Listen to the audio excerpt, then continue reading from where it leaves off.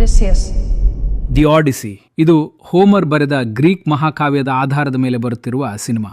Universal studios ಇದನ್ನು ಬಹುದೊಡ್ಡ ಮಟ್ಟದಲ್ಲಿ ಮಿಥಿಕ್ ಆಕ್ಷನ್ ಎಪಿಕ್ ಆಗಿ ಪರಿಚಯಿಸುತ್ತಿದೆ. ಈಗಾಗಲೇ 17 ಜುಲೈ 2026ರಂದು ರಿಲೀಸ್ ಡೇಟ್ ಅನೌನ್ಸ್ ಕೂಡ ಮಾಡಿದೆ.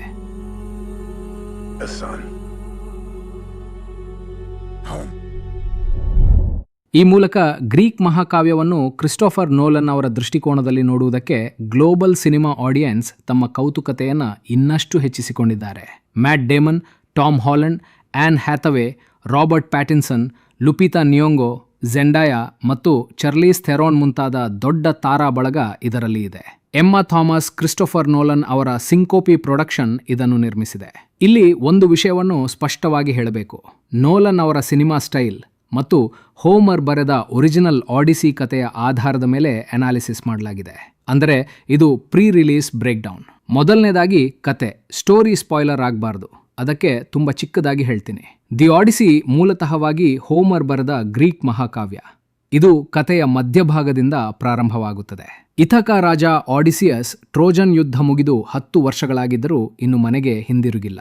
ಅವನ ಪತ್ನಿ ಪೆನೆಲೋಪಿ ಅವನಿಗಾಗಿ ಕಾಯುತ್ತಿದ್ದಾಳೆ.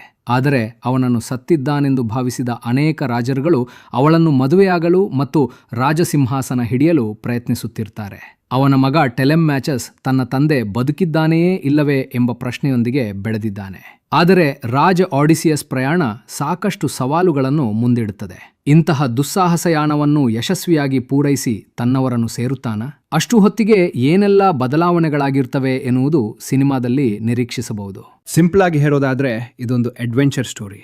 ಅದೇ ಆಳವಾಗಿ ನೋಡಿದ್ರೆ ಇದು ಒಬ್ಬ ಮನುಷ್ಯನ ಆಂತರಿಕ ಯುದ್ಧ, ಭ್ರಮೆ, ವಾಸ್ತವ, ನಂಬಿಕೆ, ವಿಕೋಪಗಳ ಸುಲಿಗೆ ಸಿಲುಕುವ ಸಾಮಾನ್ಯ ಮನುಷ್ಯನ ಹೋರಾಟವೂ ಹೌದು. ಎರಡನೇದಾಗಿ ನೋಲೆನ್ ಅವ್ರಿಗೆ ಈ ಕತೆ ಯಾಕೆ ಸೂಟ್ ಆಗುತ್ತೆ? ಕ್ರಿಸ್ಟೋಫರ್ ನೋಲೆನ್ ಅವ್ರ ಸಿನಿಮಾಗಳು ಹ್ಯೂಮನ್ ಕಂಡೀಷನ್ಸ್ ರೆಪ್ರೆಸೆಂಟ್ ಮಾಡುವ ಎಲಿಮೆಂಟ್ಸ್ಗಳ ಸುತ್ತಲೇ ಸುತ್ತುತ್ತವೆ. ಉದಾಹರಣೆಗೆ ಟೈಮ್, ಮೆಮೊರಿ, ಗಿಲ್ಟ್, ಒಬ್ಸೆಷನ್ ಮತ್ತು ಸರ್ವೈವಲ್. ಕಥಾನಾಯಕನಿಗೆ ಆಗುವ ಇಮೋಷನಲ್ ಕಂಡೀಷನ್ಸ್ಗಳನ್ನು ಪ್ರೇಕ್ಷಕನು ಅನುಭವಿಸುವಂತೆ ಮಾಡುವ ಶಕ್ತಿ ನೋಲೆನ್ ಅವರಿಗಿದೆ. ಮೆಮೆಂಟೋ ಚಿತ್ರದಲ್ಲಿ ಕಥಾನಾಯಕನಿಗೆ ಇರುವ ಶಾರ್ಟ್ ಟರ್ಮ್ ಮೆಮೊರಿ ಲಾಸ್ ಸಿನಿಮಾವನ್ನ ಹೊರತುಪಡಿಸಿ ಇಡೀ ಪ್ರೇಕ್ಷಕ ವರ್ಗಕ್ಕೂ ಅದೇ ಮೆಮೊರಿ ಲಾಸ್ ಅನುಭವವಾಗುವಂತೆ ಸಿನಿಮಾ ವಿನ್ಯಾಸಗೊಳಿಸಿದ್ದಾರೆ. ನಾಯಕನಿಗೆ ಎಷ್ಟು ಗೊತ್ತೋ ಥಿಯೇಟರ್ನಲ್ಲಿರುವ ಪ್ರೇಕ್ಷಕನಿಗೂ ಅಷ್ಟೇ ಗೊತ್ತು. ನಾಯಕನಿಗೆ ಹಿಂದಿನ ಕತೆ ಮರೆತು ಹೋದರೆ ನೋಲನ್ ಕಥೆಯನ್ನು ಕಟ್ ಮಾಡಿ ಮುಂದಿನ ಸೀನ್ಗೆ ಹೋಗುತ್ತಾರೆ. ಆ ಹೊಸ ಸೀನ್ನ ಹಿನ್ನೆಲೆ ಪ್ರೇಕ್ಷಕನಿಗೂ ಗೊತ್ತಿರುವುದಿಲ್ಲ. ಪ್ರೇಕ್ಷಕನ ಸೈಕಾಲಜಿಯನ್ನೇ ಬದಲಾಯಿಸಿ ಥಿಯೇಟರ್ನಿಂದ ಹೊರಬರುವಾಗ ತಮಗೆ ಮೆಮೊರಿ ಲಾಸ್ ಆದಂತಹ ಒಂದು ಅದ್ಭುತ ಕಿಕ್ ನೀಡುತ್ತಾರೆ. ನಾವು ನಿಜ ಜೀವನದಲ್ಲಿ ಕನಸು ಕಾಣುವಾಗ ಆ ಕನಸು ಎಲ್ಲಿಂದ ಆರಂಭವಾಯಿತು ಎಂದು ನಮಗೆ ಎಂದಿಗೂ ತಿಳಿಯುವುದಿಲ್ಲ. ನಾವು ನೇರವಾಗಿ ಕಥೆಯ ಮಧ್ಯದಲ್ಲೇ ಇರುತ್ತೇವೆ. ಇನ್ಸೆಪ್ಷನ್ ಸಿನಿಮಾ ಆರಂಭವಾಗುವುದು ಹಾಗೆ. ನಾಯಕ ಕಾಬ್ ಸಮುದ್ರದ ದಡದಲ್ಲಿ ಬಿದ್ದಿರುತ್ತಾನೆ. ಅವನು ಅಲ್ಲಿಗೆ ಹೇಗೆ ಬಂದ?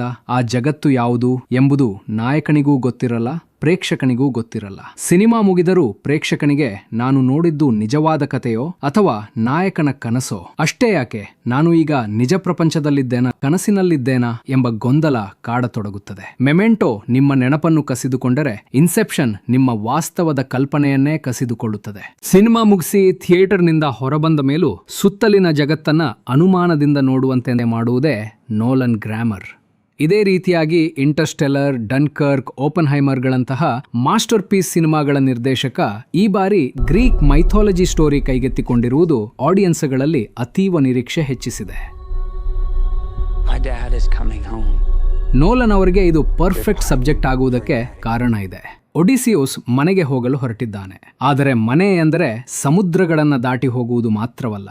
ಅವನು ಯುದ್ಧದಿಂದ ಹಿಂದಿರುಗುತ್ತಿರುವವನು. ಅವನು ಜೀವ ಉಳಿಸಿಕೊಂಡವನು. ಅವನು ಬುದ್ಧಿವಂತ. ಏನೆಲ್ಲಾ ಪಡೆದುಕೊಂಡಿದ್ದಾನೆ, ಏನೆಲ್ಲಾ ಕಳೆದುಕೊಂಡಿದ್ದಾನೆ. ಅವನ ವಿರುದ್ಧ ಯಾರಿದ್ದಾರೆ, ಯಾರಿಲ್ಲ. ಜೊತೆಗೆ ಪೆನೆಲೋಪೆ ಮತ್ತು ಟೆಲೆಮಾಕಸ್ನ ಮನಸ್ಥಿತಿ. ನೋಲನ್ ಸಾಮಾನ್ಯವಾಗಿ ಹೀರೋನನ್ನ ಸಿಂಪಲ್ ಸೇವಿಯರ್ ಆಗಿ ಬಿಡುವುದಿಲ್ಲ.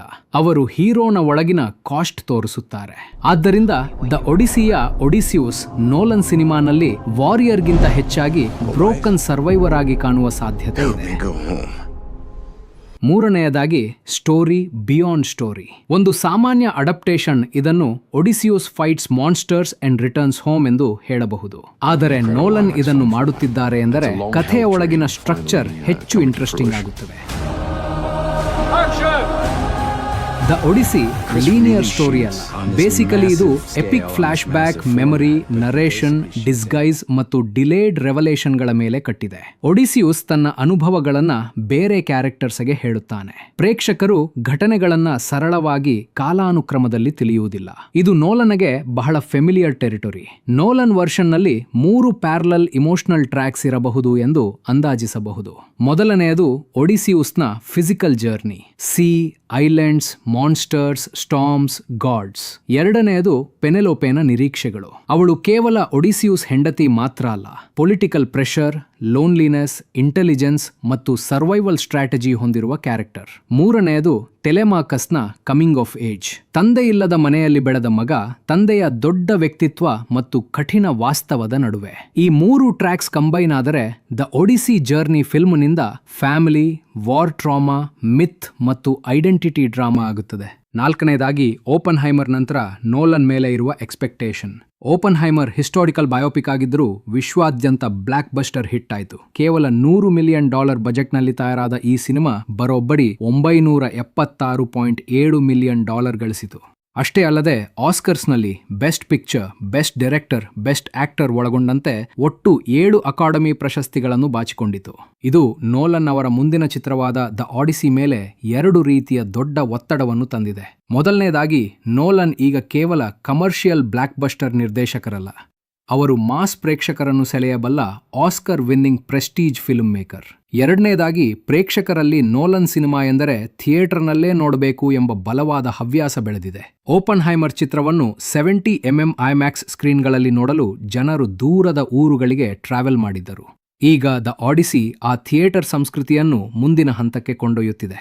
ದ ಗಾರ್ಡಿಯನ್ ವರದಿಯ ಪ್ರಕಾರ ದ ಆಡಿಸಿ ಚಿತ್ರದ 1570 ಐಮ್ಯಾಕ್ಸ್ ಟಿಕೆಟ್ಗಳು ಸಿನಿಮಾ ಬಿಡುಗಡೆಯಾಗುವ 1 ವರ್ಷ ಮುಂಚೆಯೇ ಆಯ್ದ ಥಿಯೇಟರ್ಗಳಲ್ಲಿ ಮಾರಾಟಕ್ಕೆ ಬಂದಿವೆ.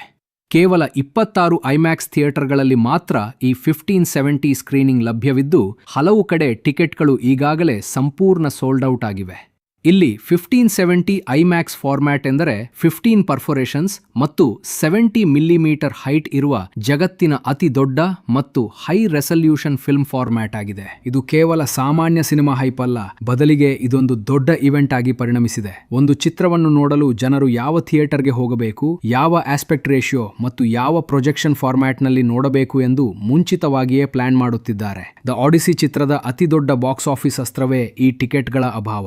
ಸಿನಿಮಾ ಯಾರು ಬೇಕಾದರೂ ನೋಡಬಹುದು, ಆದರೆ ನೋಲನ್ ಅವರು ಅಂದುಕೊಂಡ ಅಸಲಿ 1570 ಐಮ್ಯಾಕ್ಸ್ ಫಾರ್ಮ್ಯಾಟ್ನಲ್ಲಿ ನೋಡಲು ಸೀಟುಗಳು ಸೀಮಿತವಾಗಿವೆ. ಈ ಅಭಾವವೇ ಪ್ರೇಕ್ಷಕರಲ್ಲಿ ಸಿನಿಮಾದ ಮೇಲಿರುವ ಕ್ರೇಜ್ ಅನ್ನು ಇನ್ನಷ್ಟು ಹೆಚ್ಚಿಸುತ್ತಿದೆ. ಬಿಸಿನೆಸ್ ಇನ್ಸೈಡರ್ ಸಾರಾಂಶದ ಪ್ರಕಾರ ದ ಆಡಿಸಿ ಚಿತ್ರದ ಟ್ರೇಲರ್ ಬಿಡುಗಡೆ ಆದ 24 ಗಂಟೆಗಳಲ್ಲಿ ಬರೋಬ್ಬರಿ 121.4 ಮಿಲಿಯನ್ ವ್ಯೂಸ್ ಪಡೆದುಕೊಂಡಿದೆ. ಇದು ನೋಲನ್ ಅವರ ಸಿನಿಮಾಗಳಲ್ಲೇ ಅತ್ಯಂತ ದೊಡ್ಡ ಟ್ರೇಲರ್ ಓಪನಿಂಗ್ ಆಗಿದ್ದು, ಓಪನ್ ಹೈಮರ್ ಟ್ರೇಲರ್ನ ಮೊದಲ ದಿನದ ವೀಕ್ಷಣೆಗಿಂತ ದುಪ್ಪಟ್ಟಾಗಿದೆ. ಕೇವಲ ಟ್ರೇಲರ್ ವೀಕ್ಷಣೆಗಳೇ ಬಾಕ್ಸ್ ಆಫೀಸ್ ಯಶಸ್ಸನ್ನು ಗ್ಯಾರಂಟಿ ಮಾಡದಿದ್ದರೂ ಪ್ರೇಕ್ಷಕರಲ್ಲಿ ಈ ಚಿತ್ರದ ಮೇಲಿರುವ ಕುತೂಹಲ, ಅಭಿಮಾನಿಗಳ ಕ್ರೇಜ್ ಮತ್ತು ಜಾಗೃತಿ ಎಷ್ಟು ತೀವ್ರವಾಗಿದೆ ಎಂಬುದಕ್ಕೆ ಇದು ದೊಡ್ಡ ಸಿಗ್ನಲ್. 5ನೇಯದಾಗಿ, Indian context.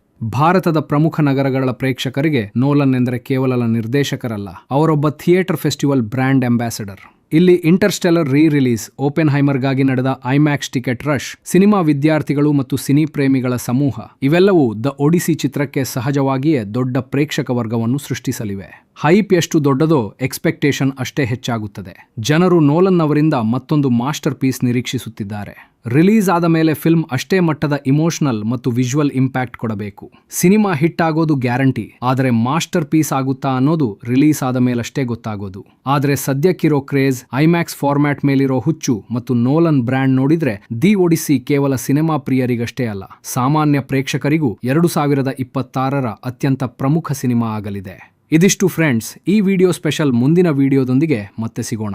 ವಿಡಿಯೋ ಇಷ್ಟ ಆಗಿದ್ರೆ ಲೈಕ್ ಮಾಡಿ. ಈ ಸಿನಿಮಾ ಬಗ್ಗೆ ನಿಮ್ಮ ಎಕ್ಸ್ಪೆಕ್ಟೇಷನ್ಸ್ ಏನು? ನೋಲನ್ ಅವರ ಯಾವೆಲ್ಲ ಸಿನಿಮಾಗಳು ಇಷ್ಟ? ಕಮೆಂಟ್ ಮಾಡಿ ತಿಳಿಸಿ. ಮರೀದೆ ಸಬ್ಸ್ಕ್ರೈಬ್ ಮಾಡಿ. ಜೈ ಭುವನೇಶ್ವರಿ. Thank you.